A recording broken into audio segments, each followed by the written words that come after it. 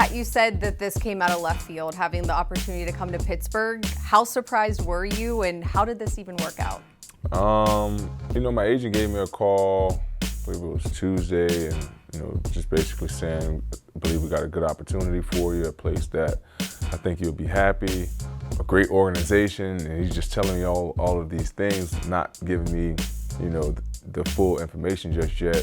He just told me, I think this would be the spot for it. I'm like, all right, get it out already. He was like, have a really good relationship with Omar and the Pittsburgh Steelers. I think if you want to take this deal, I think you'll be very, very happy with it. And I was like, I always wanted to have an opportunity to play with Coach Tomlin.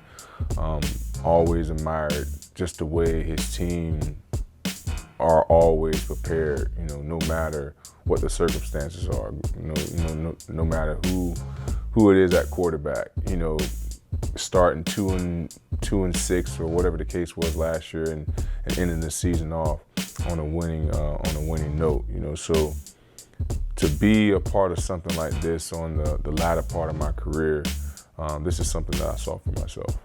You and your cousin Brian McFadden had Coach Tomlin on your podcast a few years ago, and he said he's known of you since high school. Do you remember your first interaction with him? I don't remember the first interaction, but I do remember seeing him when I was in high school because I used to train with Brian, Will Gay, Ike, Larry, all those guys all the time in Orlando with Tom Shaw.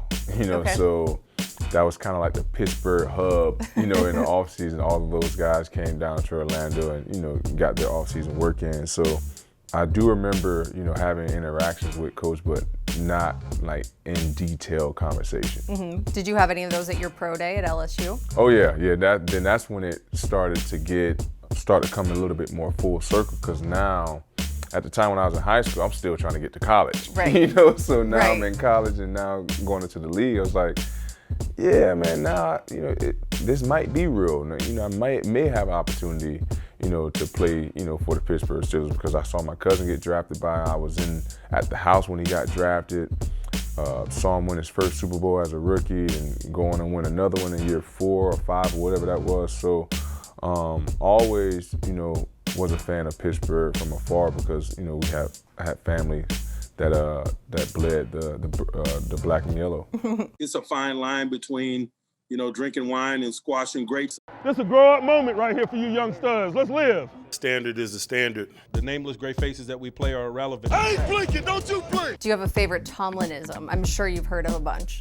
Man, yeah, I have heard a bunch of them, but my favorite one, it's a big game because we're in it. I like that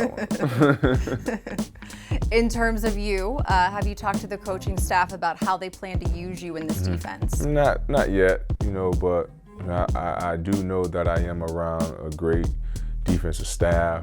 Coach Grady Brown is one of my former defensive back coach in LSU, so we go way back. So this is going to be a pretty cool reunion to have an opportunity to share the room with him again. But those discussions haven't came up just yet. I'm sure Coach Tomlin and TA have plans for me, so we'll just have to wait and see what happens. In terms of what you bring to the table, how do you describe your style of play? My style of play, I'm a guy that gets the job done, so I can play whatever style of defense you that's required. If it is for me to go out, and play man to man, if it is go out there and play a little zone coverage, it may be responsibilities may change for me throughout the week. Throughout the course of a game. So I'm prepared for that. I'm a very intelligent, smart football player that have a lot of games up under my belt.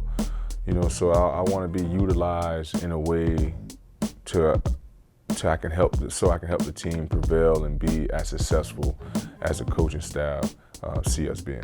You had a successful season personally in Minnesota last year. What's the key to the longevity that you've had in this league?